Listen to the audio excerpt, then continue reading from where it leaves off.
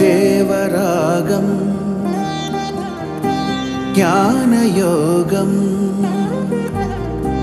వ్యాసపీఠం బహువేదశాస్త్రం బోధామృతహిత శ్రీమన్నారాయణం శివగౌరీ సంభాషిత సకల పురాణం అష్టాక్షరి పంచాక్షరి మంత్రావరణం అఖిల దేవతా సంస్తుతి పారాయణం జయమంగళకరమీ ప్రవచన శ్రవణం అనుదినము శుభము సుఖము జీవన గమనం దేవరాగం జ్ఞానయోగం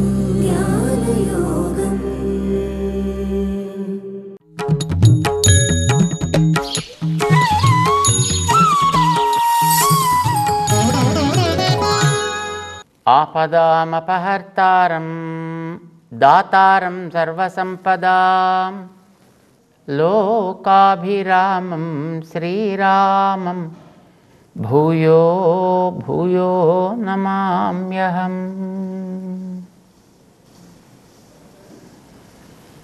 జై శ్రీమన్నారాయణ. ప్రియ భగవద్బంధువులారా, ఒక తోటలో ఆ తోటని కాపలా కాసే తోటమాలి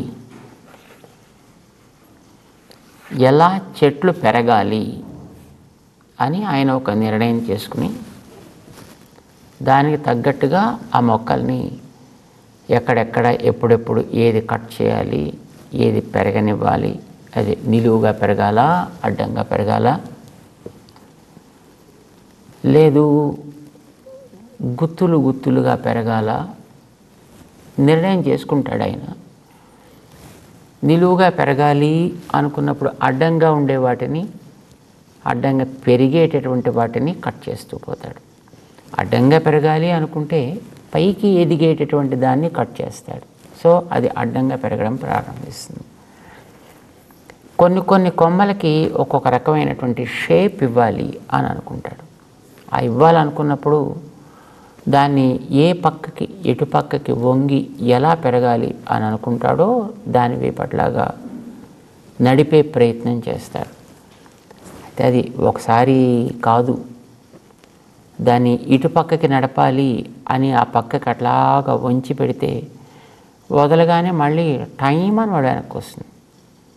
మళ్ళీ లాగి పెడితే మళ్ళీ వెనక్కి వస్తుంది, మళ్ళీ లాగి పెడితే మళ్ళీ వెనక్కు. ఎన్నిసార్లు లాగినా పట్టుకున్నంతసేపు కుక్క తోకలాగా అలా అటు పక్కన ఉంటుంది, వదలగానే మళ్ళీ పైకి వచ్చేస్తుంది. దాన్ని అలాగే కనుక పెంచాలి అని అనుకున్నట్టయితే దాన్ని ఎక్కడి దాకా వంగాలో అక్కడి దాకా అట్టే పెట్టి అక్కడ దాన్ని ఫిక్స్ చేసి పెట్టాలి. కొంతకాలం అది అలా ఉండగా ఉండగా ఉండగా నేను ఇక్కడే ఇలాగే పెరగాలి కాబోలు అని ఒక నిర్ణయానికి అది వచ్చి ఆ క్రమంలో పెరగడం ప్రారంభిస్తుంది. దానికంటూ ఒక జ్ఞానమే ఉండదు, దానికంటూ ఒక చైతన్యం ఉండదు, దానికంటూ ఒక తెలివి ఉండదు. ఎలా తోటమాలి నడిపిస్తే ఆ తోటమాలి నడిపిన ప్రకారం అది నడుస్తూ ఉంటుంది, ప్రవర్తిస్తూ ఉంటుంది. తోటమాలి ఎవరు లేనప్పుడు దాని ఇష్టం, దాని స్వాతంత్ర్యానికి తగ్గట్టుగా అది పెరుగుతూ ఉంటుంది. మన శరీరంలో మనస్సు అనేది అట్లాంటి ఒక కొమ్మ. ఇది దానికంటూ నిజానికి అది ఒక చైతన్యం కలిగినటువంటి పదార్థం అయితే కాదు. అంటే మనకి శాస్త్రంలో ఆత్మ ఒక్కటే తెలివి కలిగినది, జ్ఞానం కలిగినది తప్ప మిగిలినటువంటి భాగాలు దేహంలో ఉండేవి ఏవి కూడా సొంత తెలివి అనేది వాటికి లేదు. ఇందులో మన మన చర్మానికి సొంత తెలివి అంటూ లేదు, ఇంద్రియాలకి అచేతనాలు అవి కూడా వాటికి సొంత తెలివి లేదు. మనస్సు అది కూడా ఒక జడ పదార్థమే, అంటే అది కూడా సహజమైనటువంటి చైతన్య శక్తి అనేది దాంట్లో కూడా లేదు. దీనికి వెనకాతలు ఉండేటటువంటి ఆత్మ దగ్గర నుంచి జ్ఞానం కనుక సప్లై అయితే అప్పుడు మనస్సు యాక్టివేట్ అవుతుంది. మనస్సు దగ్గర నుంచి జ్ఞానం సప్లై అయితే ఇంద్రియాలు యాక్టివేట్ అవుతాయి. ఇంద్రియాల దగ్గర నుంచి ఆ జ్ఞానం బయటికి ప్రసరిస్తే పైన ఉండేటటువంటి శరీరం యాక్టివేట్ అవుతుంది. లేకపోతే ఇవన్నీ అచేతనాలు. ఇప్పుడు రోబో మనం చూస్తుంటాం. ఇప్పుడు కొత్తగా మనకి ఆర్టిఫిషియల్ ఇంటెలిజెన్స్ తోటి నడిచేటటువంటి రోబోస్ని మనం చూస్తున్నాం. దానంతట అదే ప్రవర్తిస్తున్నట్టుగా మనకు అనిపిస్తుంది, కానీ దానంతట అది ప్రవర్తించనే అందులో జ్ఞానమే లేదు దానికి, అది ఉత్త అచేతనం. కానీ దానికి మనం ఇచ్చేటటువంటి కమాండ్స్ని బట్టి అందులో మనం నింపినటువంటి శక్తి, అది బ్యాటరీ ద్వారా నింపి ఉండొచ్చు, లేదు ఎలక్ట్రిసిటీ ద్వారా దాంట్లో నింపి ఉండొచ్చు. ఆ నింపినటువంటి శక్తిని బట్టి అది చేతులు ఊపుతుంది, కాళ్ళు ఊపుతుంది, కళ్ళు కదుపుతుంది, నోరు మెదుపుతుంది, అడిగిన దానికి సమాధానం ఇస్తుంది, లేదు ఏదైనా కొత్త ఇన్స్ట్రక్షన్స్ ఇస్తుంది, చేయాల్సిన పనులు చేస్తుంది. ఇవన్నీ తను చేస్తుంది. కానీ ఎంతవరకు? వెనకాతల ఉండేటటువంటి కమాండర్ తను ఇచ్చేటటువంటి కమాండ్స్ని ఇస్తూ ఉన్నంత వరకు మాత్రమే తప్ప, ఈ వెనకాత నుంచి కనుక వీడు కమాండ్ ఆపేస్తే, లేదు అలాంటి వాడు లేకపోతే, వెనకాతానికి కరెంట్ కనెక్టివిటీ లేకపోతే, అది ఒక రాయి, ఒక రప్ప, ఒక ఇనప ముక్క, ఒక ప్లాస్టిక్ పీస్, అంతవరకే. ఇదివరకటి నుంచి నేను కొంత తీసుకున్నాను కదా, దాన్ని మళ్ళీ ఏ కొద్దిగానే వాడుకుందాం అనే దానికి ఏమీ ఉండదు. ఇప్పుడు మనకి ఏదైనా ఒక పుల్లని పానకంలో వేసామనుకోండి, దాన్ని కడిగేసిన తర్వాత కూడా ఆ పుల్లని కొంచెం కాస్త ఆ నోట్లో పెట్టుకుంటే దాంట్లో కొంతైనా తీపి ఉండొచ్చు, ఎందుకంటే దానికి అంటుకొని ఉండొచ్చు కొంత. ఏ రుచి అయినా, అది పులుపు కావచ్చు, తీపి కావచ్చు, ఉపదనం కావచ్చు, వాట్ ఎవర్ ఇట్ ఈస్, కొంతసేపు దాంట్లో నానితే దానికి కొంత పట్టడానికి అవకాశం ఉంది. కొంతసేపటి దాకా ఆ రుచిని అది మనకు అందిస్తూ ఉంటుంది. చూడండి, మనకి ఇంగు రాసుకుంటే, లేకపోతే ఈ సుగంధ ద్రవ్యాల్లో కనుక మనం ఏదైనా ఒక చేయి పెట్టడం లాంటివి చేస్తే దానికి కొంతసేపటి దాకా వాసన అంటుకొని ఉంటుంది. సో అది కొంతసేపు దాన్ని ఎలాగా కంటిన్యూ చేస్తూ ఉంటుంది, ఆ వాసన ఇస్తూ ఉంటుంది. అట్లాగా మనం ఒక పరికరాన్ని ఒక రోబో కింద తయారు చేసి దానికి కరెంట్ ఇచ్చి దాన్ని పని చేయిస్తే, అంటే అది బ్యాటరీ ద్వారా కావచ్చు, మరో రకంగా కావచ్చు, దాన్ని పని చేయిస్తే దాంట్లోంచి వెనక డిస్కనెక్ట్ చేసిన తర్వాత ఈ తీసుకున్నటువంటి ఇంతసేపు ప్రసరించిన జ్ఞానాన్ని కాసేపు అట్లా రుచి చూడడం లాంటి దాంట్లో ఏమీ ఉండదు. The moment you disconnected, it's gone. ఇది మనకందరికీ తెలిసింది. ఇప్పుడు మీ సెల్ ఫోన్స్లో దాంట్లో బ్యాటరీ ఏదో ఉంటుంది, ఛార్జ్ అయినటువంటి బ్యాటరీ ఉంటుంది.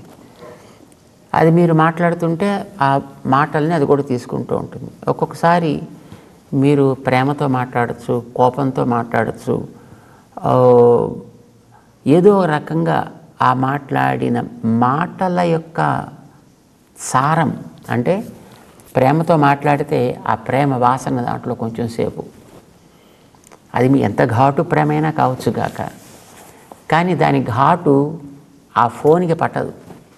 అందులో మీరు అరగంట సేపు, గంట సేపు, 2 గంటల సేపు ఎంతసేపు మాట్లాడినా దాంట్లో ఇంత కూడా దానికి పట్టనే పట్టదు. దాన్ని మీరు మాట్లాడడం ఆపేసి స్విచ్ ఆఫ్ చేస్తే, లేదా దాంట్లో ఉండే బ్యాటరీ డిశ్చార్జ్ అయిపోతే దానికి ఏమాత్రం ఆ ప్రేమ కానీ, లేకపోతే ఒక విషాదం అయితే ఆ విషాదం కానీ, దుఃఖం అయితే ఆ దుఃఖం కానీ కోపం అయితే ఆ కోపం కానీ దాని ఏం పట్టదు. ఎందుకని ఆ పదార్థం సహజంగా జడ పదార్థం. అది ఏ రకమైనటువంటి చైతన్యానికి అవకాశం లేనటువంటి ఒక పదార్థం. దాంట్లోంచి మీరు కొంతసేపు ఒక వాహకంగా, అది ఒక పాత్రగా దాన్ని ఉపయోగిస్తూ మీకు కావలసిన పని ఏదో దాన్ని జరిపారు.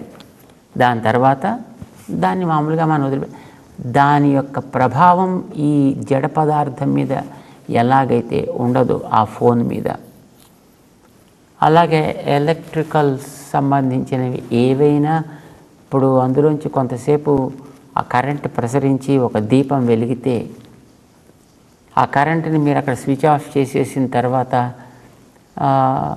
ఇంకా కొంతసేపు అలాగా ఇప్పుడు చూడండి, మనం ఒకదాన్ని వేడెక్కించామనుకోండి, ఆ వేడెక్కించినప్పుడు దానికి కొంతసేపు అలా వేడెక్కించిన తర్వాత కనెక్ట్ తీసేసినా ఆ వేడి కొంతసేపు కొనసాగుతుంది దాంట్లో. కానీ ఈ లైట్కి సంబంధించింది దాంట్లో మీరు స్విచ్ ఆఫ్ చేసి డిస్కనెక్ట్ చేసిన మరుక్షణం అందులో ఈ వెలుతురు కొంచెం కొంచెం కొంచెం కొంచెం కొంచెం కొంచెం తగ్గడం లాంటిది కూడా ఏముండదు. The moment you disconnected it got totally off, అంతే అయిపోతుంది. మన ఇంద్రియాలు, మన మనస్సు, ఇవి రెండు కూడా అలాంటివి. వాటికంటూ సహజమైనటువంటి ఏ రకమైనటువంటి స్పందన ఉండదు.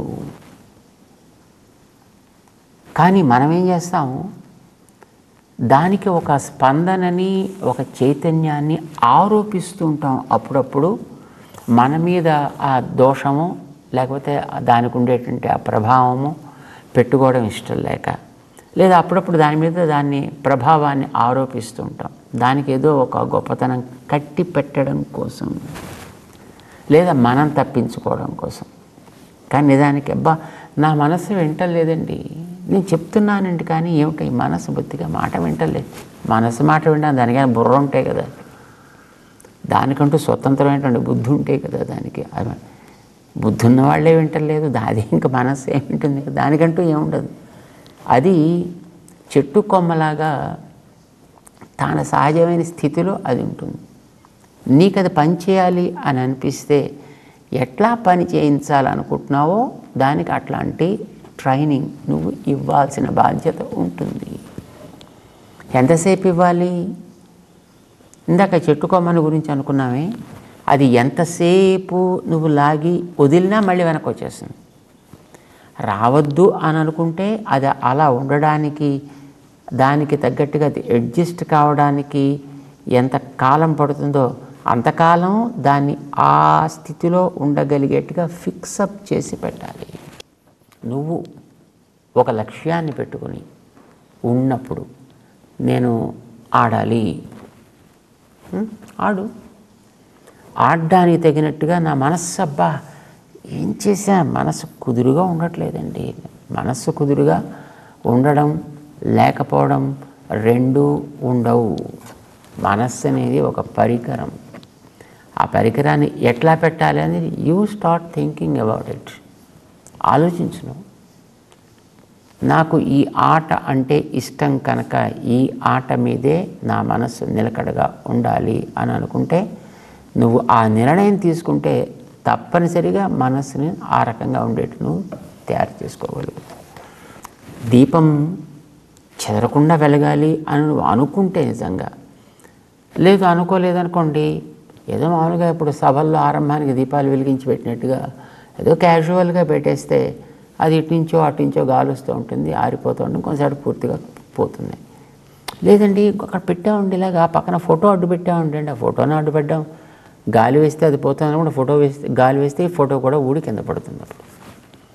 సో నిజంగా కనుక నీకు దాని మీద నిష్ఠ ఉంటే దానికి స్థిరంగా ఉండేటటువంటి ఒక అద్దంతో గాజుతోటి ఉండేటువంటి ఒక చిమ్మినీ లాంటిది ఒక కేస్ తయారు చేసి దానికి ఫిక్స్ చేసి పెడితే అది లోపల నువ్వు అనుకున్నట్టుగా అది వెలుగుతూ ఉంటుంది. మనస్సుకైనా అంతే.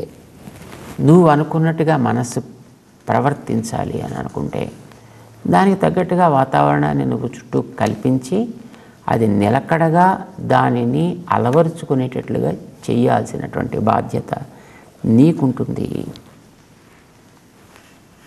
దాన్నే మనకి చెప్తాడు కృష్ణుడు 6వ అధ్యాయంలో, యథా దీపః నివాతస్థః నేంగతే సోపమా స్మృత. ఇది నీకు మంచి బెస్ట్ ఎగ్జాంపుల్ అయ్యా. గాలిని నువ్వు కంట్రోల్ చేస్తే, నీవు కావాలనుకున్న దీపాన్ని చెదర్చకుండా ఉండేట్టుగా కనుక గాలిని నిగ్రహించగలిగితే, నీకు ఆ దీపం వల్ల కలగాల్సిన ప్రయోజనం ఏదో అది కలుగుతుంది. అలాగే నీకు యోగం సిద్ధించాలి అని అనుకుంటే, ఆత్మనః యోగినః, నువ్వు దీన్ని నేను ఆత్మ దర్శనాన్ని నేను పొంది తీరాలి అని అనుకున్నటువంటి వ్యక్తికి తన మనస్సుని యోగంలో పెట్టాలి అని అనుకుంటే ఒకసారి ఆ దీపాన్ని చూడు. నువ్వు కూడా అట్లా పెట్టే ప్రయత్నం చేయి. తప్పకుండా మనస్సు మాట వింటుంది. అసలు నువ్వు దాన్ని చెప్పావు కదా. చూడాల్సింది నన్ను, ఆత్మని. ఆత్మ దర్శనం నీకు లక్ష్యం హే మనసా. కానీ మనస్సుకి ఎప్పుడు ఇటుపక్కన అటుపక్కన ఉండేవని చిన్నప్పటి నుంచి చూపించాం. అప్పటి నుంచి చూపించడం చేత అటుపక్కే కాదు. ఇప్పుడు మన మొక్కని ఇలా మొట్టమొదట వదిలిపెడితే అది అట్లానే పెడుతుంది. నువ్వు పైకి లాగాలి అంటే లాగడానికి శ్రమ పడాల్సి వస్తుంది. అట్లాగే మనసుకి మనం మొదటి నుంచి చూపించినవన్నీ కూడా బయటి విషయాలే కనుక బయటి విషయాల్లోకి సహజంగా అది ప్రవర్తిస్తూ వెళ్ళిపోతూ ఉంటుంది. నువ్వు దీన్నే మొట్టమొదటి చూపించుంటే దాన్ని చూసి ఉండేది అది. శ్రీశుకుడు ఒక మహానుభావుడు, ఆయన కూడా ఒక మానవుడు. కానీ ఆయనకి చిన్నప్పటి నుంచి, పుట్టినప్పటి నుంచి ఆయనకి తనతో పాటు ఉండేటటువంటి దైవాన్ని తప్ప మరొక దాన్ని చూపించలేదు కనుక ఆయనకు అదే తెలుసునంతే. కానీ ఎంత పెరిగినా ఆయనకు అదే తెలుసు, ఎక్కడికి వెళ్ళినా ఆయనకు అదే తెలుసు, దేన్ని చూసినా ఆయనకు అదే కనిపించేది. చూడండి, మనకి ఆకలేసేవాడికి లేదు తిండి మీద రుచి ఉండేటువంటి వాడికి ఎక్కడికి వెళ్ళినా మొట్టమొదటి చుట్టూ ఏమున్నాయి తినడానికి ఏం చూస్తాడు అనమాట. అక్కడే పళ్ళు ఉన్నాయి, లేకపోతే ఇక్కడ ఇంకోటేవో ఉన్నాయి, లేకపోతే అక్కడ ఇంకోటేదో ఉన్నాయి. వాడి దృష్టి దాని మీదకే వెడుతుంది. మనం దేని మీద పెట్టాం చిన్నప్పటి నుంచి? బయట విషయాల మీద పెట్టాం. సో బయట విషయాల్లోకి పెడతాం. నువ్వు ఎప్పుడైనా నిన్ను చూడాలి అనే విషయం నువ్వు మనస్సుకి ప్రాక్టీస్ చేస్తే తప్పకుండా చూస్తుంది. మాకంటే ఎవడు తెలియదండి, అసలు మాకు అది రాదండి, ఆ మనస్సుకి అది పట్టదండి. మనసుకి పడుతుంది. పడ్డానికి మనస్సు అనేది ఒక గ్లాసు లాంటిది అయితే దాంట్లో నేను నూనె పోస్తాను, లేకపోతే నీళ్లు పోస్తా, లేకపోతే చారు పోస్తా, లేకపోతే మజ్జిగ పోస్తా, లేకపోతే పాలు పోస్తా అంటే గ్లాసు నాకు ఈ మజ్జిగ ఇష్టం లేదు, నాకు ఈ పాలు పడవు, నాకు ఈ చారు పడదు అంటుంది ఎప్పుడైనా గ్లాస్? నథింగ్. దానికి పడ్డం పడకపోవడం, ఇష్టము అయిష్టము, తగినది తగనిది అనేది దానికంటూ ఏమీ ఉండవు. నువ్వు ఏది పోస్తే దాంట్లో అది పట్టుకుంటుంది. మనసేనా అంతే. నువ్వు మనస్సుకి నిన్ను గురించి చెప్పి నిన్ను చూడాలనేటటువంటి శ్రద్ధ దానికి కలిగిస్తే నిన్ను చూసేటటువంటి యాత్రని అది ఆరంభం చేస్తుంది. దానికోసమని అది ప్రవర్తిస్తుంది. అది కేవలం ఒక అద్దం లాంటిది. మనం గతంలో అనుకున్నామని మనస్సు అనేది ఒక అద్దం లాంటిది. దాని ముందర నువ్వు ఎలా నిలబడితే అది అలా చూపిస్తుంది నీకు. నువ్వు మొహం నిండా మసి పూసుకుని నిలబడితే మసే కనిపిస్తుంది దాంట్లోనూ. నువ్వు ఏడుపు మొహం పెట్టుకుని నిలబడితే ఏడుపుతోనే కనిపిస్తుంది అది. నువ్వు నవ్వుతూ చూస్తుంటే నవ్వుతూనే చూపిస్తుంది. నువ్వు నవ్వుతున్న వాడిని ఏడుస్తూ చూపించదు, ఏడుస్తున్న వాడిని నవ్వుతూ చూపించదు. నువ్వు పెద్ద సీరియస్గా పోజు కొడితే నేను జోవియల్గా ఉన్నట్టు చూపించదు, నువ్వు జోవియల్గా ఉంటే సీరియస్గా ఉన్నట్టు చూపించదు. దాన్ని నువ్వు ఎట్లా నీ ముఖాన్ని చూపించాలి అని అనుకుంటావో దాని తగ్గట్టుగా దాన్ని పెట్టుకో. దాన్ని మంచిగా పెడితే ప్లెయిన్గా పెడితే ప్లెయిన్గా చూపిస్తుంది. దుమ్ము పడ్డట్టుగా చూపిస్తే నీ మొహం అంతా దుమ్ము ఉన్నట్టు చూపిస్తుంది. దాని మీద ఏమైనా కాస్త మసి పూస్తే అది నీ మొహం మీద లేకపోయినా నీకు మసినట్టు చూపిస్తుంది. అది అద్దం తప్పు కాదు, అద్దాన్ని అట్లా ఉంచిన నీ తప్పు. లేదు దాన్ని వంకర టిక్కరగా పెడితే నీ మొహాన్ని వంకర టింకరగా ఉన్నట్టుగానే చూపిస్తుంది. లేదు దానికి క్రాక్స్ ఏర్పడ్డాయనుకో నీ మొహాన్ని కూడా పగిలిన మొక్కల్లో చూపిస్తుంది. అది తప్పెవరిది? నీదా? అద్దానిదా? అద్దం అచేతనం. దానికంటూ నిన్ను ఇలా చూపించాలి, నిన్ను ఏడిపించాలను, నిన్ను మభ్యపెట్టాలను, నిన్ను పొగడాలను, లేకపోతే నిన్ను లేని అందాలు ఉన్నట్టుగా చూపించాలను, ఉన్న అందాలని కప్పేసి చూపించాలను, దానికి ఏ రకమైనటువంటి ప్రవృత్తి ఉండదు. నువ్వు కోరుకున్నట్టుగా అది తనలో ఉండేటటువంటి ఆ యోగ్యతని దేన్నో ప్రదర్శిస్తూ ఉంటుంది. అంతవరకే. అది ఒక అచేతనం. మనస్సు కూడా ఒక అచేతనం, మర్చిపోకూడదు.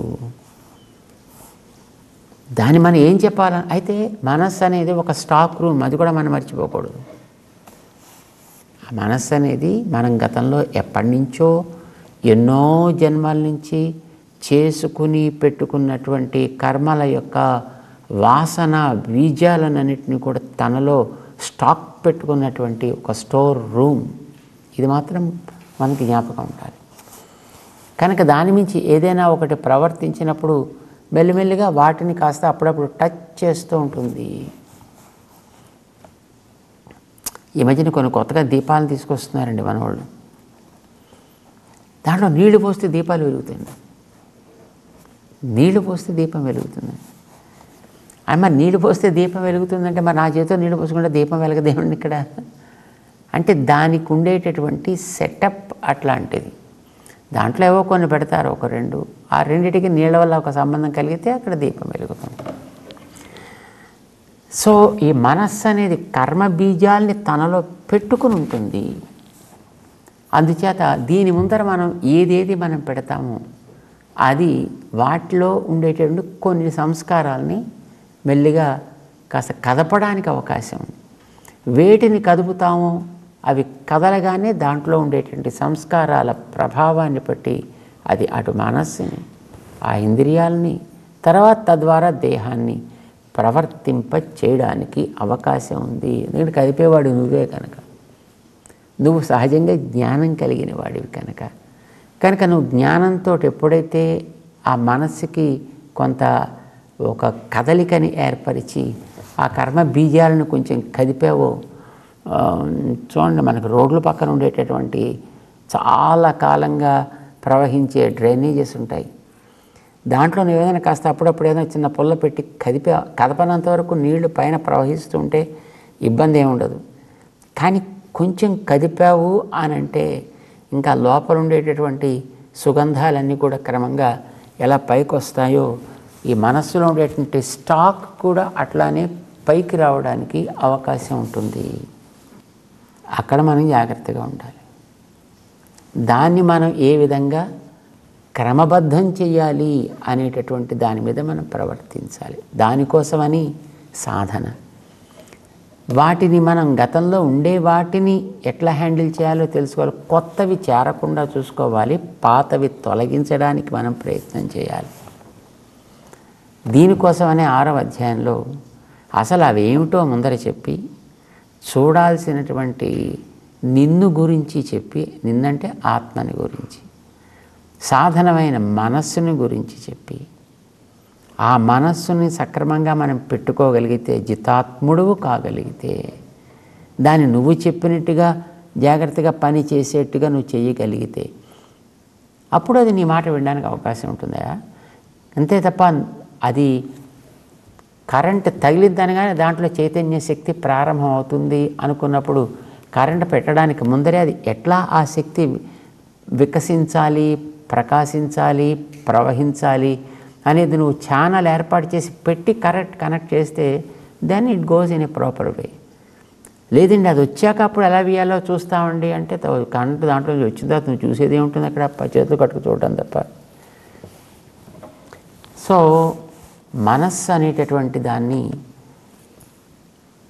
పని చేయించేటటువంటి విధానం ముందు చెప్పి, అయితే ఆ పని చేయడానికి కావాల్సిన అవకాశాన్ని ఇచ్చేది తిండి కనుక ఆ తర్వాత ఆహారాన్ని ఏ విధంగా పెట్టుకోవాలో దాన్ని నిర్దేశించి, దాని తర్వాత మళ్ళీ గతంలో మేము మనస్సుని ఇటుపక్క నడపమని చెప్పాను కదా, ఆత్మ ఉద్ధరేది ఆత్మానం అని చెప్పాం కదా, ఇప్పుడు దాన్ని ఏ విధంగా చేయాలి, ఆత్మదర్శనానికి ఏ విధంగా దాన్ని నడిపించాలి అనే విషయాన్ని 19వ శ్లోకం దగ్గర నుంచి శ్రీకృష్ణుడు చెప్పడం ప్రారంభించాడు అర్జునుడికి 6వ అధ్యాయంలో. తెలుసుకునే ప్రయత్నం చేద్దాం. జై శ్రీమన్నారాయణ.